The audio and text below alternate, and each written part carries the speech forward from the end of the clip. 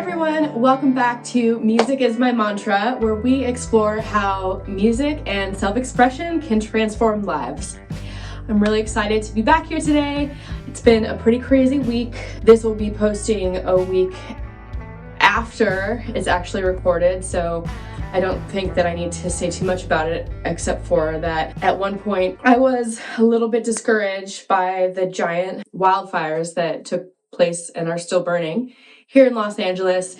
It's just tragic, and it's really hard to wrap my head around all of the devastation and all the people who lost everything. So my heart goes out to them. I know through my work, we're definitely going to be putting out some initiatives to help the community. So that's all I'll say about that, because this podcast is really meant to be an inspirational place where I can talk about stories. I'm sure that there's going to be a ton of good and bad stories that come from this massive tragedy for our city of Los Angeles. And in the time being, I just want to share that it has been all consuming and it has been scary. I didn't even have to evacuate. So, a lot of people are going through a lot more than I had to go through this past week. It's a tough place because we don't necessarily want to just not look at it. But I also think that not continuing a podcast or something like this, even though I feel like I should be physically on the ground helping, I know that this still can help a lot of people. So I just pray today that this, whatever comes out, is going to be what's necessary, the necessary medicine to help whoever is listening or watching. Thank you for tuning in. This is episode 2. Today we're going to be talking about the book, Breaking the Habit of Being Yourself, and I'll share a little bit about my songwriting process and how they are intertwined and what I've learned from the two. So to start off, Breaking the Habit of Being Yourself is a book by Joe Dispenza. He's a really intelligent scientist, doctor, author, teacher. He teaches all about mindset and consciousness and how the brain works. I first heard of him in 2019 when I watched the movie Heal, which came out in 2017. It's a pretty incredible film, and I think even around that time, it seemed like a very new concept that where we put our attention is where energy flows, or another way that I've heard it described is that our thoughts create our reality. If you haven't heard this concept before, it can be a rabbit hole. There's so much information, especially in the past decade, even past 100 years, where science is learning much more about the brain and our thoughts and energy and how it all intertwines. So this book is pretty dense. I'm not gonna lie, it took me a few times to get through it. If you're interested in learning about these things, I would highly recommend getting the audio. That really helped me to get through it, just because the first few chapters really go into the details of science. If you're not used to hearing about these types of things, it can be a little bit hard to understand, and it's a lot to learn and to think about and to integrate. But we're just going to be talking about the few basic concepts that I took away from this book. Maybe I'll do another episode on more of the concepts at a different time, but this was really meant to be how I took some of those ideas and analyzed my own emotions and how it ties into songwriting. So a few other things that I thought were really cool from the book is it does talk about how meditation can help you to become more self-aware. And the more awareness that we have, the more that we can actually consciously create our lives, because our thoughts are really the building blocks of everything that comes into existence for our life. This isn't to say that it has anything to do with religion. The two can perfectly coexist. Honestly, if anything, having this knowledge has given me a greater concept and greater understanding of God and the universe. It's not some new age woo-woo stuff. It's actually science, and there's a lot of scientific evidence and studies that are in the book, which I think are really cool. Another takeaway that is super intertwined with even what we talked about last week is that becoming your best self, any kind of change, it requires consistency. That's the same thing when you're learning an instrument. The first year, however long it takes when you're learning guitar, it can be so frustrating because your hands aren't strong enough. And so you're learning muscle memory as well as the actual notes. It's a process that you just have to trust. And the more that you do it, the more that you create these new patterns in your brain through repetition in your body, then the mind also can create a new reality for yourself. So I just thought this was super cool. At one point, maybe I'll have more technical comparisons, but that's kind of the book in a very, very short nutshell. The reason why I bring this up is because I want to go back to the beginning of 2023. I took a songwriting course with Greta Morgan. She's an incredible musician, pianist, vocalist, writer. It really helped me to get back into songwriting because I am a self-taught musician, at least up until the past 5 years. I really just went for it. I taught myself guitar. I maybe had a few people show me a few things here and there, but in the devotion and the way that playing an instrument makes me feel, I just sort of followed that and I just dove in. I felt like songwriting always came naturally to me. And I think that was really a space where I was able to trust myself and just let the words flow. But at one point, as I really started to become interested in becoming a better songwriter, I started learning that I felt a little bit limited because I kept going back to the same notes and the same chord progressions, and I wanted to know more.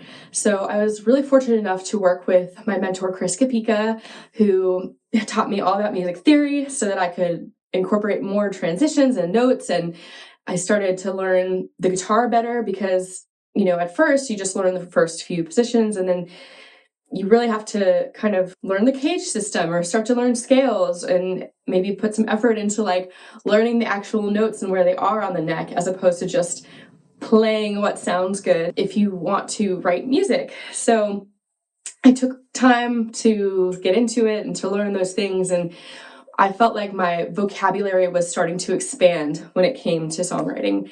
It was really great. 2023, I did a lot of writing. I have at least 50 different song ideas inside of this spreadsheet that I created just from that year. You might be thinking, wow, that's a lot, but I'll tell you a little bit about my process. So I think that this is something that can be really helpful whether you're an artist or not.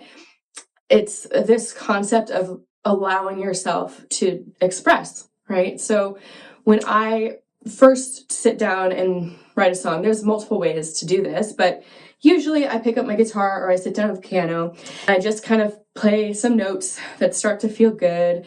I start to hum along, maybe throw out a melody or two. I just kind of let some words out there. Sometimes I am not singing words at all. Sometimes I'm just like mumbo jumbo. I just give myself the space to make sound and to create. And I always have my voice memo recorder on. So then if I'm liking this, this becomes a meditation in itself. I'll do this for like 10, 15, 20 minutes. Sometimes the words make sense, sometimes not, but then I'll go back and listen to it and I'll actually start writing down the ideas that came out of that brainstorming session, if you will. Day after day for a lot of time, multiple days a week in 2023, I started to see a pattern. Sometimes the songs were about my dad. He had just passed in 2021.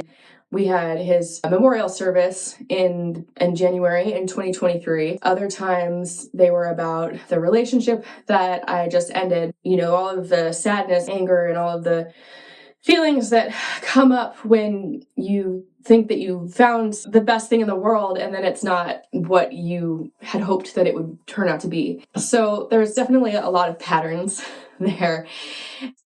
What's interesting is as I was writing these songs, I felt really good about them and I felt really proud that I had expanded my songwriting capabilities, mostly musically speaking, not so much content-wise, but this is how I relate it back to the book, is that as the songs were written, I would just as I was writing them, I wasn't judging myself, and so I was just allowing the creation to come through. Afterwards, when I sat back, I looked at what I wanted to actually put out. It felt really, I started really judging myself, like really hard, and it just felt like these songs, they're like, these are not me. These can't possibly be me. You know, there's two sides to this. I think that on one hand, sometimes when you're writing songs, like it can come from a personal place, but it doesn't actually have to be personal necessarily, because you know, you could be writing, you could find inspiration in anything. You could write about somebody else's story. But for me, it all starts with emotions. Joe Dispenza talks about how our body and our mind memorize these emotions. I started thinking, wow, okay, this is really interesting, because if I'm writing about the same constant feeling of being angry in a relationship, it's like, this must mean that this is deep within me. This is not just about the experience that I recently experienced. This is like a memorized pattern that I've grown up with. You know, it's interesting because at one point when I lived in New York, I made a beautiful soundscape with affirmations for an art show that I did. It was a collaboration with an artist, Kay. Her paintings were a meditation on the female Buddha. My music, I wanted it to feel very natural. I had sounds of the ocean, birds, you know, as a backdrop to playing loops on guitar and then singing, and it just gave me so much peace. I started to think about, you know, if I am writing the same song over and over again, maybe it's a different song musically, but content-wise, I'm like drawing from the same emotion every single time.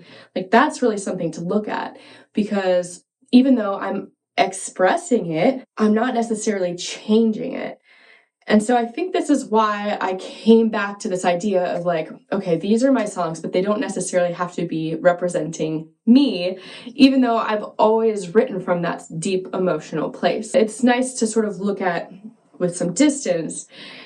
Now, that said, I still have been sitting on these songs for a year now. I recorded the demos for my first 8 songs in that bunch in a year ago in December.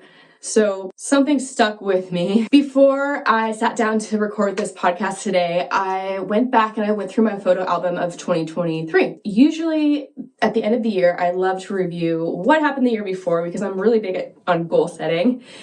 If you haven't picked that up yet already from the first episode, talking about my bullet journal and that sort of thing. Looking back, it looked like a great, amazing year. But when I was thinking about it, before I looked back on the photos, I just remember this feeling of like such a heavy sense of grief and sadness. That is what was coming up in my music. So I'll tell you a little bit of a personal story. As any kind of writer, or especially songwriters, because we're actually speaking and singing these words of some sort of truth into existence, I feel like it's really important to be aware of what we're putting out there. As I was writing all of these songs about my emotions and sadness, angry situations that I was feeling and stories that kept coming up to mind, I got into this like downward spiral a little bit of thoughts about myself that were not healthy. My dad always thought that he was the black sheep, and so I felt like that narrative kept coming up in my mind. There was this other narrative where I felt like I didn't have a reason to exist. I didn't want to be alive. That year, a couple of weeks before I went to one of my childhood friends' weddings, I went home and I cleaned out my childhood bedroom. This was something that my mom and I were talking about doing forever. You know, I kept one box instead of multiple boxes, and in the closet and under the bed and that sort of thing. A lot of it was just, you know, papers from 2nd grade where I was like just learning how to write properly or that sort of thing. There were a lot of really fun cards and memories. I took a bunch of photos of everything, and I threw away a lot of things that I didn't feel like I needed to hold on to anymore. But going through that process of excavation through my emotions, through my song, through my childhood bedroom, like stirred up such deep emotion for me that when I went to this wedding of my childhood bestie and then came back, all of a sudden the pain that I had in my leg just exploded. I went from thinking that I had a sore muscle for several months to not being able to walk. I went to a chiropractor. I went to get acupuncture. I had to get steroids to relax the muscles in my back because it was so bad. I couldn't drive. I couldn't sit down. I couldn't lay down. I couldn't stand up. And suddenly I just felt totally crippled and powerless to my entire situation. Luckily, I have multiple resources and friends that I had already been working with who were hypnotherapists. I saw a sciatica specialist who works with the body and emotions, and we looked at these thoughts. We looked at these thoughts about how I didn't feel like I belonged, or that I felt like these are like deeper unconscious thoughts, because not every day did I feel bad.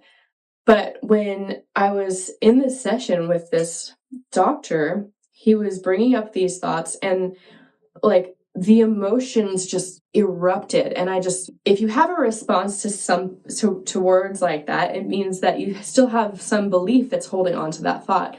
And so we worked through the beliefs, and one by one, it was like just acknowledging the fact that I might have been believing into that slightly allowed me to then think about it and let it go. And what's crazy is that this was like the prime example of how your thoughts manifest in your body, because it was like I slid into it and then I had to crawl back out of it. After, the only thing that got me motivated to really start working on myself again, and then to eventually get my yoga teacher training that fall and winter, was the fact that I had my song Satellite ready to release. I just got this ping of inspiration, like, okay, it's time to do a music video. And I always wanted to do one in Joshua Tree. And I'm sitting there laying in bed, barely can walk. And I'm just like, how is this going to work? But I just felt like every part of me was saying, okay, it's time. Like, you've wanted to do music videos with your song releases forever. You've done a few, so just put it out there. I put together a GoFundMe. I raised enough money to go to hire an actor, to get a house in Joshua Tree, to shoot for 2 days. It was incredible. If you haven't seen my music video yet for Satellite, check it out on YouTube now. We can link it somewhere here. I wanted to incorporate layers in the music video that would help to tell the story of the song. As I was going through this creative process, it was just so healing. And I started to finally, like, one bit at a time, gain that confidence back that I was sort of on this downward trajectory for the entire first 6 months of 2023. I remember when I was filming Satellite, I barely could walk. I was putting these boots on and I was just faking it, trying really hard to like not step on a rock the wrong way, because we got up at 3 a.m. to go into the Joshua Tree State Park and film this thing. It was wild because not only was I starting to get that positive inspiration back after my super low point of not being able to walk for several weeks, but I was starting to believe more strongly in the positivity and all of the positive things that I had in my life to be grateful for. A really crazy thing happened. A moment of closure from my past was that Mark, shout out Mark, who we hired, was such an amazing talent. As we were going through this process of like role playing for the video, I found myself sort of reliving my own personal experience from when I actually wrote that song, which was like 7 or 8 years ago. Afterwards, I had to like pull myself out of the reality of the play, of the music video, because it just felt like so real. Like even the chemistry that we had felt so real. Not to say that it wasn't, but again, it was like these emotions that have been just memorized in the body were coming up. Luckily, I have much more perspective now than I did in my 20s. I was able to sort of step away, write a letter to get my feelings and thoughts out. I actually even wrote more songs about creating the music video, but it felt more of from a place of closure as opposed to like fuming, sadness or anger or all of these other really intense emotions. So I share all this because everything in life is patterns. If you get the chance to read this book, it's really fascinating. I mean, he says that when we're driving to work each day, half of the time we're not even awake. We're just asleep at the wheel. Like, our brains are awake, like our minds are awake, but we're unconsciously doing the driving because this is a habit that we've memorized day after day of doing it over and over again. After my time working with Mark, going through such an emotional roller coaster of a year, I decided to take some acting classes. Method acting is essentially practicing different emotions from different experiences so that you can pull on those emotions as you're in the moment and rehearsing the line or saying the line. I believe it's another really powerful container of a way in which you can express yourself and play out certain roles in a container that's not your real life, but it can still help you to heal certain things from your real life. I thought it was so interesting because the actor, just like the songwriter or the artist, I can see where these artists can get caught in the same role over and over again. People expect that. People want to put you in a box. People want to understand you. If they can put you in a box, then you're more easy to understand. This is the same way our brain works. Like, if we're trying to change our lives, if we're trying to take up a new habit or art form, or we want to better ourselves in some way, our ego will be like, no, that's dangerous, that's scary. To be able to really move past our own limitations and break the habit of being ourselves,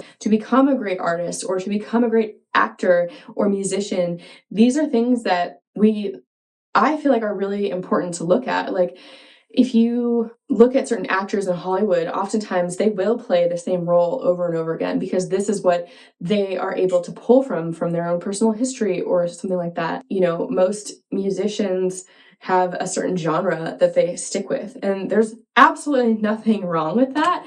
But for me, I just feel like I've never wanted to be put in a box.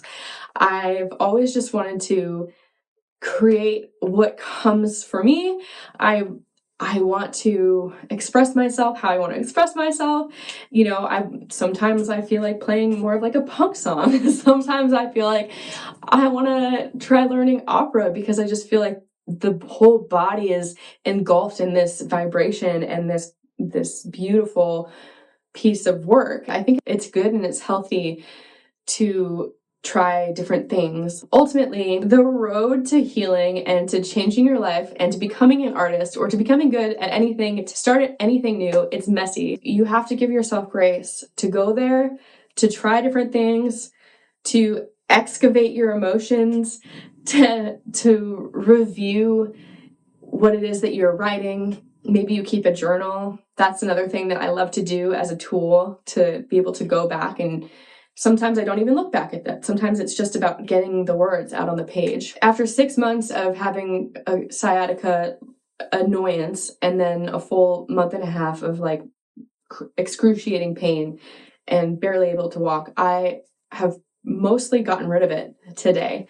I don't feel it at all in my legs anymore. The only time I feel it is if I get up and I'm a little stiff or something like that. And now I have my tools to move my body, to breathe, to play music, to write, express myself.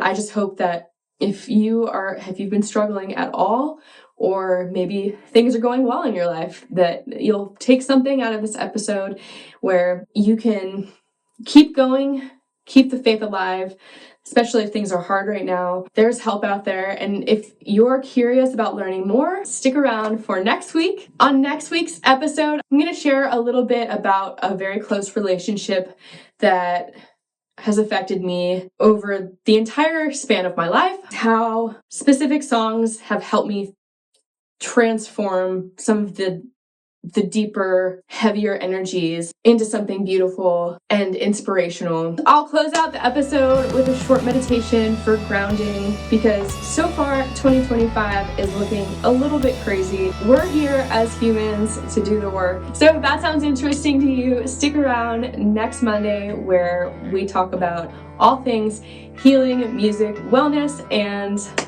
go live your best life, healthy, wealthy, and wise. Keep going. Keep the faith. I'll see you next week. Bye.